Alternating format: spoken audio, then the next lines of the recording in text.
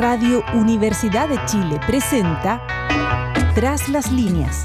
Conversaciones con Manuel Antonio Garretón, Premio Nacional de Ciencias Sociales.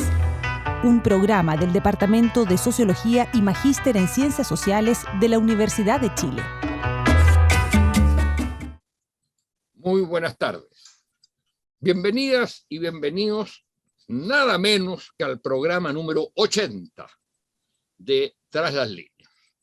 Celebramos el 80, no voy a hacer aniversario, pero el 80 programario de este programa que organiza el Magíster en Ciencias Sociales, Sociología de la Modernización de la Facultad de Ciencias Sociales y el Departamento de Sociología de la misma facultad. Aprovecho de señalar que hasta finales de diciembre ha sido abierta una nueva convocatoria para los posgrados de la Facultad de Ciencias Sociales, incluido nuestro magíster. Así que queda un mes para postular y subir a la página para ver las informaciones respecto de nuestro programa de magíster y ahí se verán las indicaciones respecto de cómo postular a ello. Bueno, en este programa vamos a hablar de algo que tiene una enorme importancia en la vida social chilena, aunque cada cierto tiempo, y a veces muy frecuentemente, se les denosta, porque no le achuntan, porque dicen cualquier cosa a lo que está pasando. Se trata de las encuestas. Instrumento fundamental, en un momento era prácticamente el único que hacía de lo que llamamos las ciencias sociales un carácter de ciencia.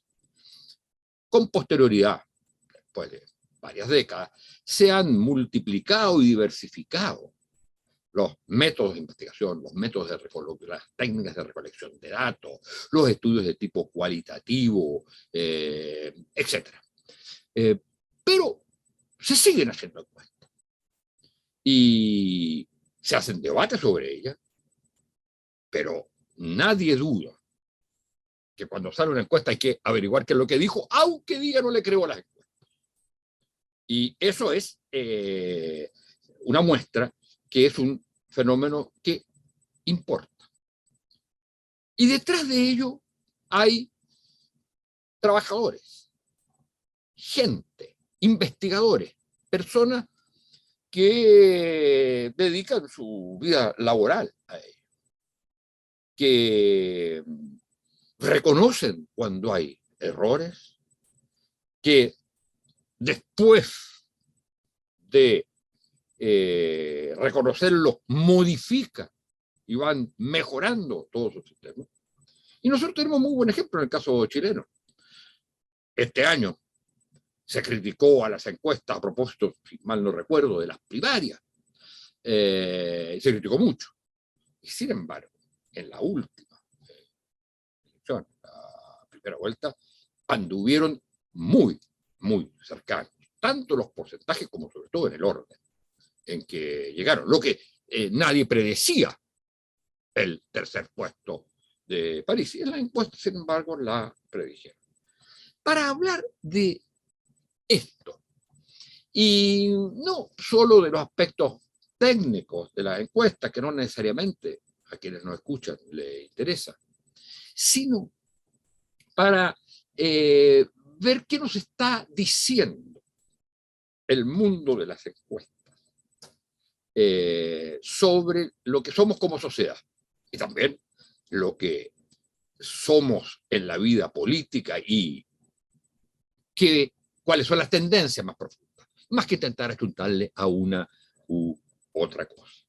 Y tenemos como invitado a un muy joven director de uno de los institutos y centros de investigación no académicos, centro de encuestas, de estudios de mercado, de estudios de opinión pública, probablemente más exitosos y de mayor seriedad entre los sectores nuevos que han ido apareciendo.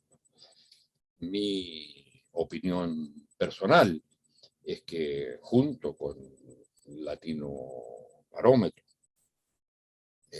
y Mori, y en algunos momentos importantes con el CEP, este centro Criteria es de los más importantes del país. Y esto conseguido a punta de trabajo en muy poco tiempo. Su director es Cristian Valdivieso, que es el fundador y director de Criteria, es psicólogo, es máster en comunicación empresarial e institucional, diplomado en comunicación política, es experto en opinión pública, columnista de diversos diarios, de diversos medios y además permanentemente entrevistado por los canales de televisión. Es una persona que dicta permanentemente conferencias sobre estos temas que vamos a hablar a distintos medios sociales, directorios, medios gerenciales, en fin.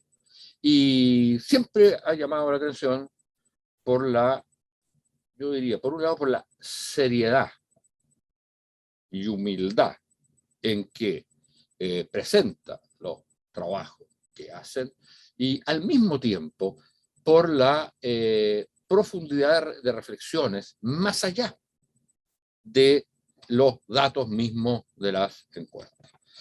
Bueno, muy bienvenido, Cristian. Es un agrado enorme tenerte acá. Por diferentes razones nos conocemos hace mucho tiempo, con todas las diferencias generacionales que hay. Y quisiera partir precisamente por esto último. ¿Qué? Respecto de las, antes de entrar en las cosas más coyunturales, ¿qué dirías tú de la pregunta típica que diría alguien de cómo son los chilenos? ¿Qué nos tus reflexiones sobre cuáles son las tendencias principales que tú ves en la sociedad chilena hoy, para luego ver cómo eso se relaciona con la política? Bueno, hola Manuel Antonio, muchas gracias por la invitación, un honor. Después de esa presentación, como que ya, ¿para qué voy a decir algo? Al revés, mejor cualquier cosa que diga la voy a embarrar, porque esto es como los candidatos presidenciales que van en la pole position, ¿ah? Lo peor que le puede pasar son los errores no forzados, ya tienen poco que ganar. Oye, y se han visto mucho, y se han visto mucho. Y se han visto mucho, exactamente. Oye, bueno, a ver, yo te diría que, si yo tomo el último año de la opinión pública, uno diría lo que hay es un nivel de incertidumbre, de dudas, de temores y de volatilidad y de fragmentación de visiones respecto al país muy, muy profundo.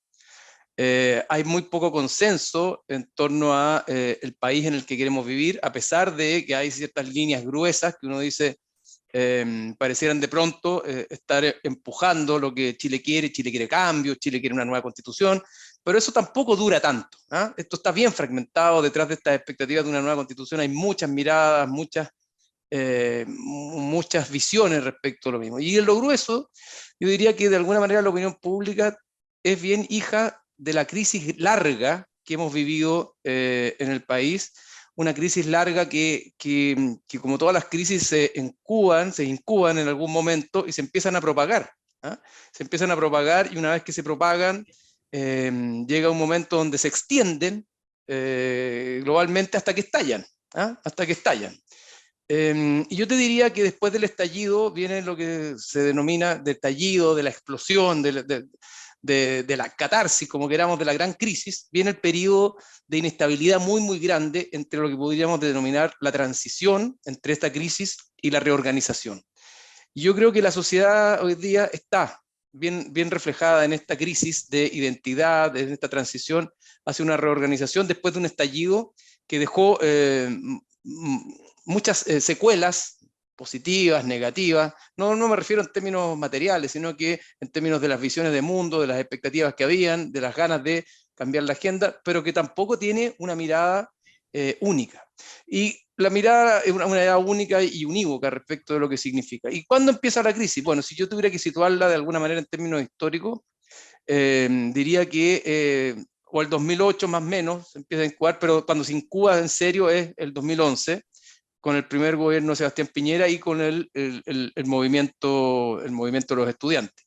Ahí de alguna manera creo que se empieza a incubar una crisis donde aparece el no más lucro, que es la primera cachetada fuerte de alguna manera al modelo de la transición, en el que habíamos concordado, en el que de alguna manera había habido harto sentido compartido, donde las clases medias se sentían involucradas en el proyecto de país, donde la movilidad social hacía lo suyo, pero donde ya veíamos que las élites, en primer lugar, y las élites incluyen a los estudiantes, empezaban a no estar tan de acuerdo con esto. Y ahí empezaron los no más lucro, no más AFP, no más tag, no más esto, no más abuso, el movimiento feminista, la diversidad, como expresiones de un Chile que empezaba a aparecer y había estado medio oculto.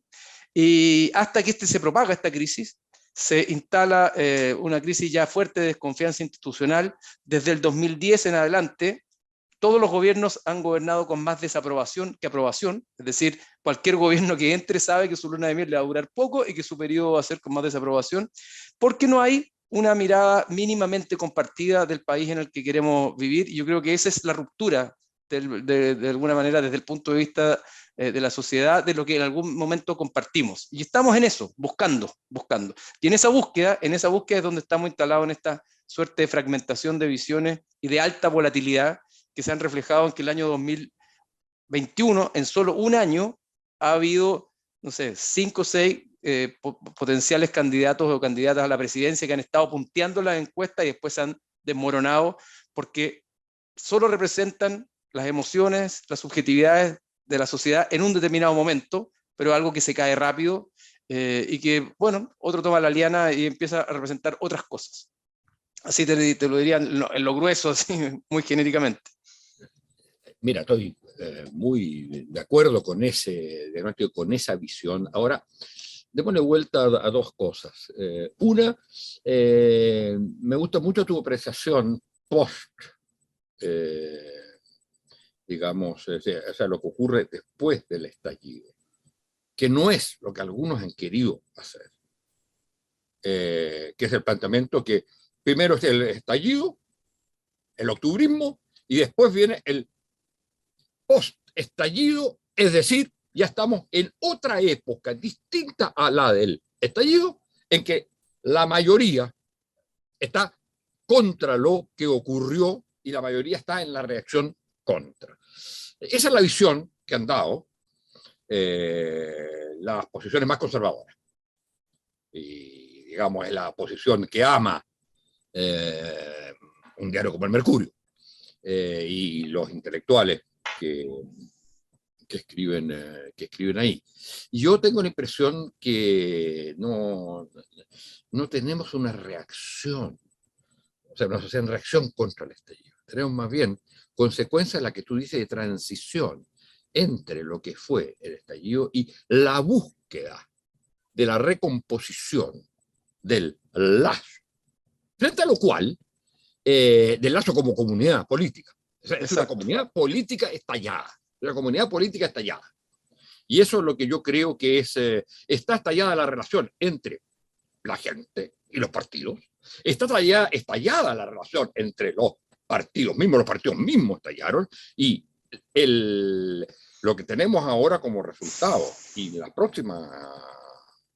segunda vuelta es precisamente una polarización real de la sociedad, que sin embargo deja fuera por el momento a más de un 50% de la población.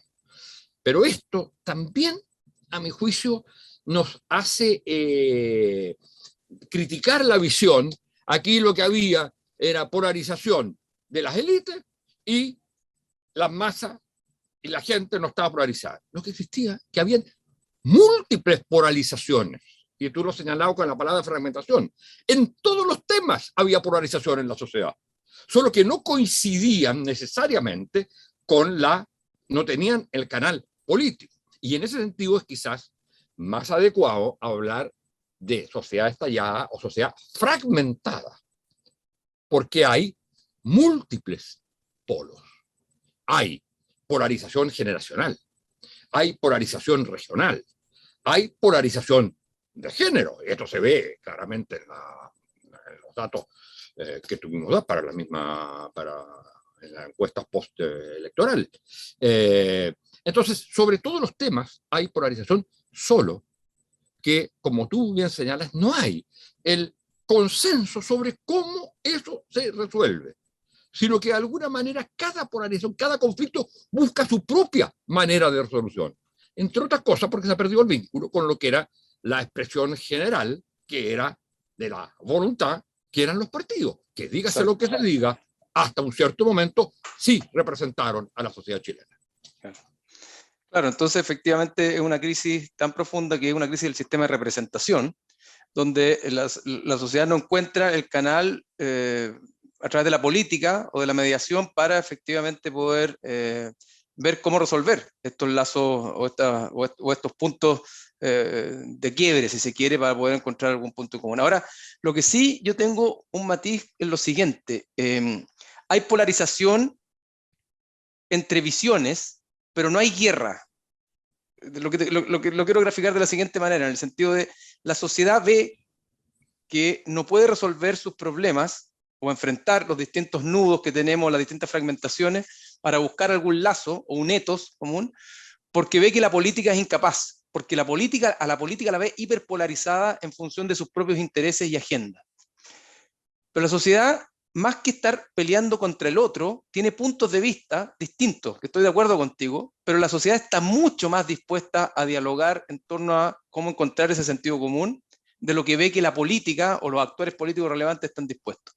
No sé si me explico. Es decir, perdón, tú ves eso realmente por ejemplo, cuando uno piensa en el mundo del estallido y en lo que viene después. Dejemos de lado, porque yo sí creo que hay una gran síntesis de ambas cosas en el proceso constituyente, que es un invento único en el mundo y que es tan único que además se da en medio de una elección presidencial y parlamentaria, paralelo. Eso no se había dado nunca. La Asamblea Constituyente o venían antes o venían después de una elección por aquel que había ganado, que intentaba refundar. Entonces tenemos estas dos cosas, pero lo que me da la impresión es que es una sociedad, tampoco veo yo que haya lo que tú ves, y me parece interesante, me encantaría que me convenciera, que ves esa capacidad de diálogo en la sociedad misma. Una sociedad con las ciudades de esta manera segmentadas y fragmentadas. Una sociedad con un mundo rural tan distinto y diferente, y los territorios a lo que son las grandes ciudades. ¿Qué posibilidades tiene de diálogo? Incluso, ¿qué disponibilidad tiene para el diálogo cuando está acuciada por los problemas de vida cotidiana tan agravados por la pandemia? Claro, bueno, la vida cotidiana está agravada por la pandemia, por la crisis sanitaria, por la crisis económica, o sea, la vida cotidiana está tan agravada que de alguna manera, lo podemos conversar después, pero de alguna manera eso explica la emergencia de José Antonio Kast, que de estar mirando al futuro y cómo transformábamos el país para poder tener mejores condiciones de vida, de pronto el presente se hizo tan fuerte que le restó importancia al futuro. Es decir, nos bancamos en el presente, hoy día el día a día es mucho más relevante que pensar en las grandes transformaciones, lo que no significa que no sean importantes, solo que de pronto el presente pasó a ser tan urgente que en una lógica de pirámide de necesidades, el día a día, lo acuciante empezó a restarle todo espacio a la transformación, a los cambios, porque de alguna manera se instala una especie de, si yo no puedo, lo voy a tratar de caricaturizar, si no puedo llegar a mi casa tranquilo, o a salvo, ¿qué saco yo con estar pensando en el futuro? Eso también es muy hijo de la pandemia, de la crisis económica y de todas las crisis que hemos venido a vivir, y eso también ha permitido que José Antonio Kast tenga el peso que está teniendo hoy día, porque el presente se volvió muy relevante. Cuando el presente no era relevante y lo importante era el país que íbamos a construir a propósito del estallido, ¿verdad? Los cambios que venían, claro, José Antonio Kast no tenía mucho que decir, porque ahí todos los que querían transformar eran los relevantes. Pero respecto a lo otro, entiendo el punto que tú planteas, quizá me he expresado mal. Mira, lo grafico de la siguiente manera. Nosotros tuvimos la oportunidad de participar bastante del proyecto Tenemos que hablar de Chile, y vimos que entre otras cosas estaba la Universidad de Chile, la Universidad Católica, y vimos cómo de alguna manera las distintas sociedades que se juntaban a intentar conversar tenían muchas dificultades para hacerlo, pero no por no querer dialogar, sino por lo que describes tú, por la dificultad de entender con quién estoy al frente. Estamos tan fragmentados, estamos tan divididos, que no sé qué tengo al frente, y por lo tanto lo primero, me defiendo, son prejuicios, son prejuicios o juicios infundados. Pero cuando se da el espacio y la dinámica de conversación empieza a fluir, créeme que la búsqueda de diálogos, la búsqueda de acuerdos, la búsqueda de consenso empieza a ser el tema y el tono de todas esas reuniones. Y es ahí cuando aparece esta crítica ya de los distintos fragmentos de la sociedad, de los distintos estamentos o fragmentos de la sociedad, esta crítica respecto de la incapacidad de la clase política de poder tener conversaciones profundas que permitan llegar a ciertos grados mínimos de acuerdo para poder avanzar o desentrabar una agenda que la gente ha visto que está totalmente trabada. Mira, ¿qué es lo que pasó el 15 de noviembre? Se firma el acuerdo por la paz y la nueva constitución. Un acuerdo que costó muchísimo entre la clase política, pero que puso las expectativas únicamente en la nueva constitución. Y la nueva constitución, por la pandemia y otras cosas, se demoró, y se ha demorado mucho, y no ha logrado hasta ahora el cambio constitucional mejorar las condiciones de vida de las personas. En nada. ¿En qué le ha cambiado la vida a la gente? En nada. Entonces uno piensa, si no fue esa misma clase política que logró articular un acuerdo político, pero fue incapaz de articular un acuerdo en torno a alguna agenda social que de verdad le mejorara la vida a las personas. Pensiones, salud, incluso en seguridad y orden público. Cero. Ya han pasado 2 años y la gente ha ido queriendo mucho al proceso constituyente, pero se ha ido desacoplando del mismo, no porque no crea que es importante, sino porque la urgencia del día a día se instaló en una suerte de necesidad de respirar aire hoy, porque no veo mucho perspectiva de futuro. Mira, yo encuentro eso súper interesante como explicación, porque una de las cosas que quería preguntarte era precisamente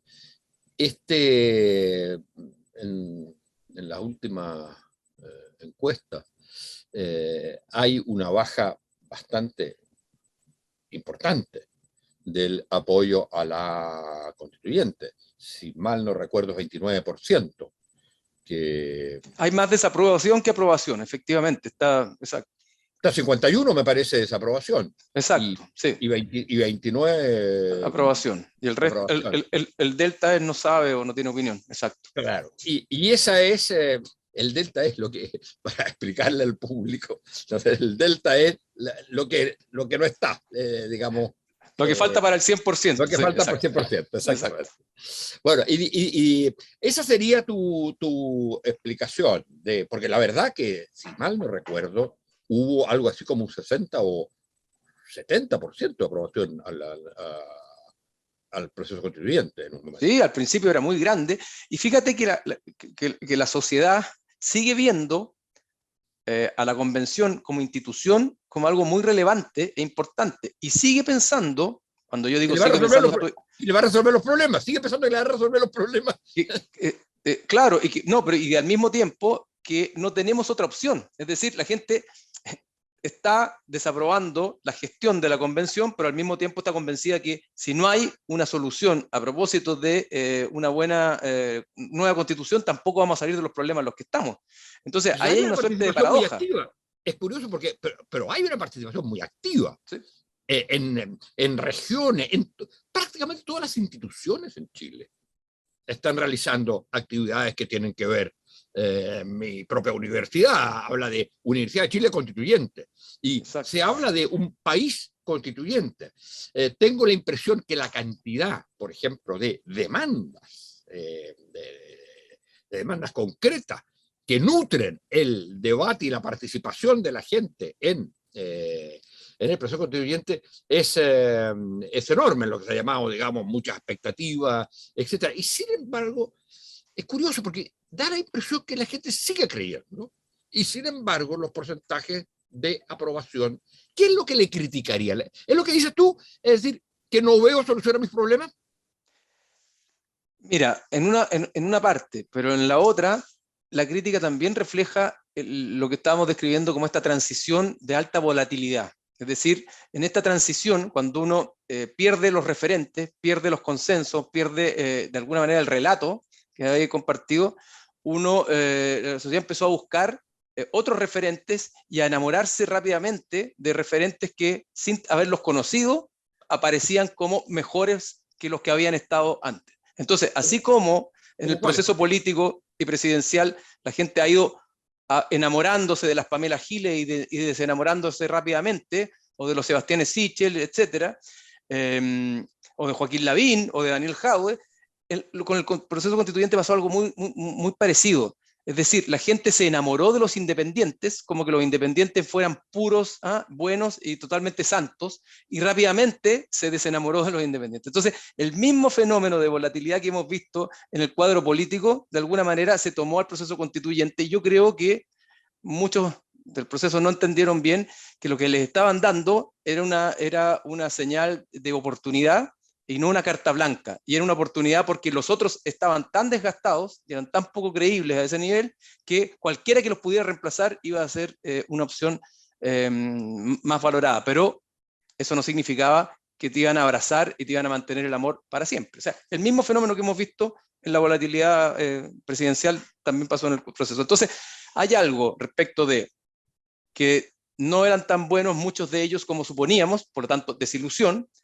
Después, algunas semejanzas durante un buen tiempo respecto del mundo parlamentario, del hacer, de las formas. Tercero, que no se ven soluciones concretas todavía. Agrégale además que efectivamente hay un universo de medios que a lo mejor no ha querido apoyar mucho al proceso constituyente. Pero yo tendo a pensar de que el problema no es el ataque que ha recibido el proceso constituyente, sino más bien las subjetividades volátiles que andan dando vueltas, y eso es lo que tiene que entender más bien la mesa o la convención, antes que, creo yo, enfrascarse contra los medios o contra esta sensación de que hay un ataque externo, que puede haberlo, pero siempre va a tener que ver con eso. Entonces tú tienes que luchar por las subjetividades que están dando vueltas y hacerte cargo de ellas. Pero dime una cosa, ¿era posible que ahí vamos más allá de tu investigación en las encuestas, pero una reflexión más allá de esos datos, ¿era posible que se hiciera algo distinto? Pandemia entre medio que postergó, dejando de lado el aspecto postergado, pero ¿era posible que gente que se había enfrentado, que no había hecho nunca algo parecido, el número de parlamentarios o de gente que tenga experiencia en ese tipo de debate en la Asamblea Constituyente es poco? Era una experiencia totalmente inédita. No se conocían, no se sabían los nombres, tampoco existía ningún procedimiento. La frase interesante que era, ¿y dónde me siento? Digamos, no se sabía nada. No era lo lógico que esto pasara. Y no era que pasara en el sentido que no empezaran las respuestas inmediatas a las soluciones a la vida cotidiana. Se hace una crítica, o se pensó que esto era algo que iba a resolver los problemas de la vida cotidiana, las demandas de la gente, y la verdad que era algo para resolver una crisis y un conflicto. No era un nuevo gobierno, era para resolver el modo como la sociedad se constituye, dialoga, etc. No un resultado en cuál va a ser ese resultado del diálogo en determinados tipos de política, etc., porque eso no lo podía hacer. Entonces, era este desencanto que se ha producido. Usar la palabra que voy a usar es probablemente inadecuada, pero tiene algo como de injusticia, de no comprensión. Pedirle a el proceso constituyente algo que no podía dar.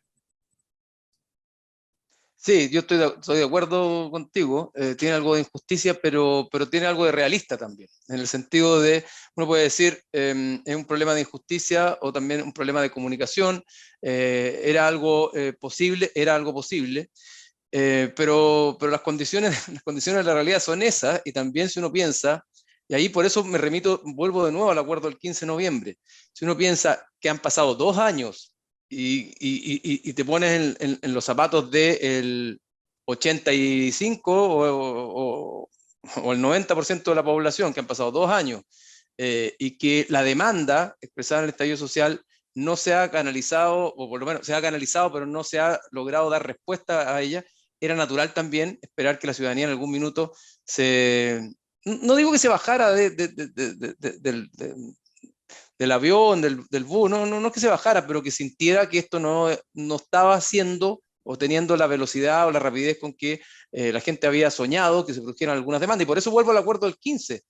Ese día la clase política logró concordar un acuerdo político, esencialmente político, para resolver un problema, una crisis política, como tú bien dices, pero no fue capaz. Ahí está la ceguera, creo yo, de no haber acompañado eso con un acuerdo social, propio de la agenda social, que le hubiera dado también a la convención la posibilidad de estar discutiendo temas más de fondo, políticos del país, pero al mismo tiempo a la gente sintiendo que podía respirar con una pensión digna o que podía mejorar sus condiciones de salud, o incluso que había un acuerdo entre el mundo político respecto de cómo enfrentar la reforma Carabinero o el tema de la seguridad y el orden público en general. Pero no pasó nada. Sí, pasó una cosa, los retiros. Bueno. Los retiros es eso. Y que van acompañados de la frase famosa: esta es una muy mala política pública. O sea, se dice que es una mala, pero digamos que ahí hubo una preocupación real por resolver aquellas cosas más urgentes que habían venido, por supuesto, no tanto del estallido, sino de la pandemia. Que era la pandemia. Bueno, tenemos que terminar, pero antes quisiera hacer una pregunta, tengo varias, pero desgraciadamente no tenemos tiempo. ¿Cómo ves desde la perspectiva de tus estudios, 1, la segunda vuelta, y 2, el próximo gobierno? Hay un dato que, claro, en el contexto electoral que estamos, pasó totalmente colado, y es que el porcentaje de la población que se sintió satisfecha con los resultados de la primera vuelta fue del 35%. Solo del 35%, y muy satisfecha fue solo un 4%. Es decir, ni siquiera la suma de los 2 primeros lugares, es decir, de Boric y de Kast, alcanzó para que la gente se sintiera satisfecha. Incluso hubo más satisfacción con la elección del Congreso, lo que es paradójico porque el Congreso es una de las instituciones más denostadas de la sociedad hoy día. Entonces, con eso te quiero decir que gobierne quien gobierne, la va a tener muy, muy compleja, porque la sociedad hoy día no siente que esté depositando en la urna la solución a los problemas de fondo. Por eso mucha gente tampoco está votando.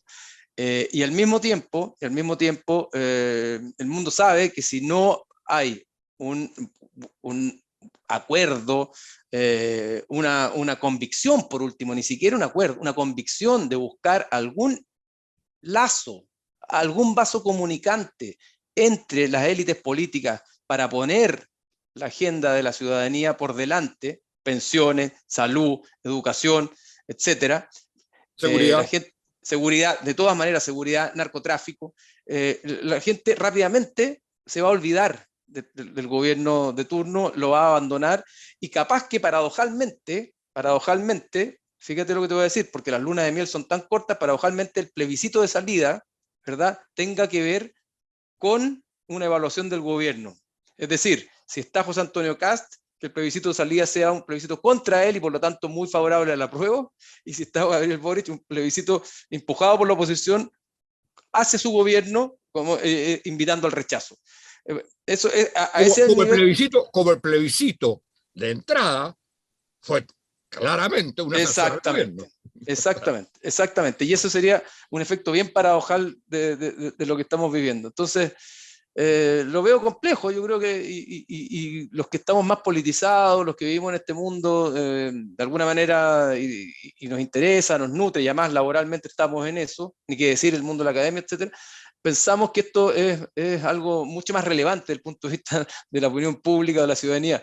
Pero la verdad es que la elección es importante, pero es más bien la fiesta de la democracia que la sensación de los ciudadanos de que efectivamente están eligiendo un gobierno al que van a acompañar por los próximos 4 años y del cual tienen clarito cuál es su agenda de transformaciones y van a seguir al lado de ellos. Como te decía al inicio, desde el 2010 todos los gobiernos terminan con mucha más desaprobación que aprobación.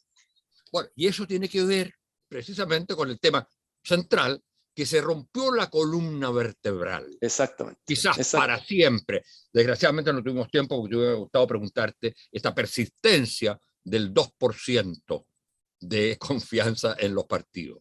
Los partidos eran, a mediados de los 90, estaban en el 50-60%. Se declaraban independientes solo un 15% o algo así. Entonces, se rompió esa columna vertebral de la sociedad chilena. Y en países como los nuestros, que estaban acostumbrados, cuya historia del último siglo se había hecho a través de eso, es mucho más grave que en países en los cuales siempre la sociedad se expresó de otra manera y no a través de partidos. Bueno, así es. Cristian, muchas gracias por esta conversación. Espero que tengamos ocasión de volver a encontrarnos. Muchas gracias a ustedes, señoras y señores auditores y auditoras de Tras las Líneas. Y hasta el próximo martes. Muchas gracias, Cristian. Muchas gracias, Manuel Antonio. Un honor. Radio Universidad de Chile presentó Tras las Líneas. Conversaciones con Manuel Antonio Garretón, Premio Nacional de Ciencias Sociales. Un programa del Departamento de Sociología y Magíster en Ciencias Sociales de la Universidad de Chile.